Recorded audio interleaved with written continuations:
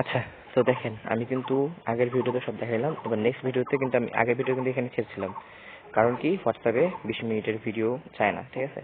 তো সেজন্য আমি 2টা ভিডিও করলাম।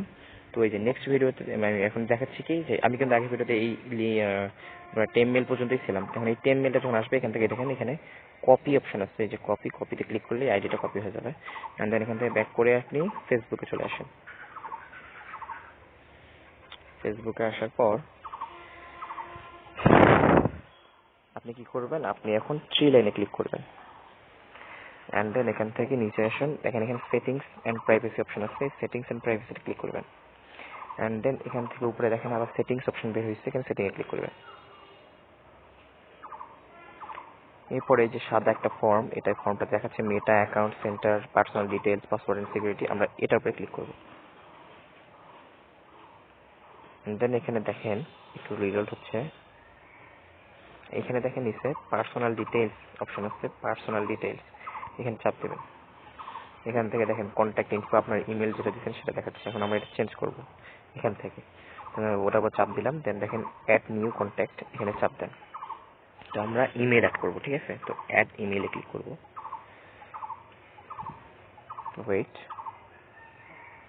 এখানে দেখেন ইমেল অ্যাড্রেস দিতে বলতেছে, আমরা যে ফেক ইমেলটা কপি করলাম সেটা এখানে পেস্ট করে দেব। দিয়ে এখান থেকে আমাদের যে আইডিটা সেটাকে সিলেক্ট করে দেব, ঠিক আছে? দেন নেক্সটে ক্লিক করব। নেক্সট।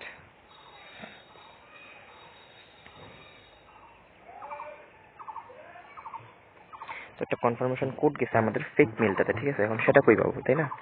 তো আমরা সেটা নিতে গেলে কি করতে হবে, আমাদেরকে আবার ওই যে ফেক মেলটা যেখানে নিয়েছিলাম সেখানে যাব। এখানে একটু ওয়েট করবো, এটা রিলোড হবে আবার। আচ্ছা, আমার রিলোড হয়ে গেছে। এন্ড দেন একটু নিচে আসবেন, দেখেন ইনবক্সে আমাদের কোডটা চলে আসছে 285747। এখানে যান, দিয়ে 285747,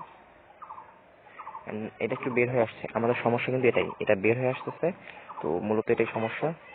তো আবার এখানে যাবেন, এখানে সেটিংসে যাবেন,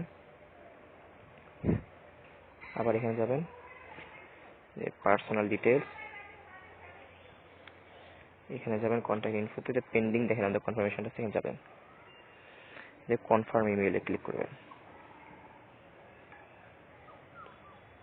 এটা ক্লিক সিলেক্ট করে এখানে দিয়ে দেবেন।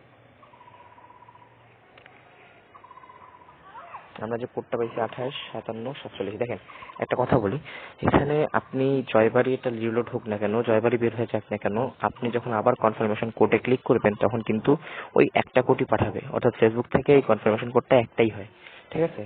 তো সেজন্য আপনার আমাদের কোনো সমস্যা হচ্ছে না আইডি চেঞ্জ করার সময়। তো সমস্যাটা হচ্ছে 2FA করার সময়, আমি সেটা বলে দিচ্ছি পরে, আপনারা পাবেন। আমি এখন আপনাদের দেখেন কি করতেছি। তো এখানে কনফার্মেশন কোডটা দেওয়ার পরে নেক্সটে ক্লিক করবেন।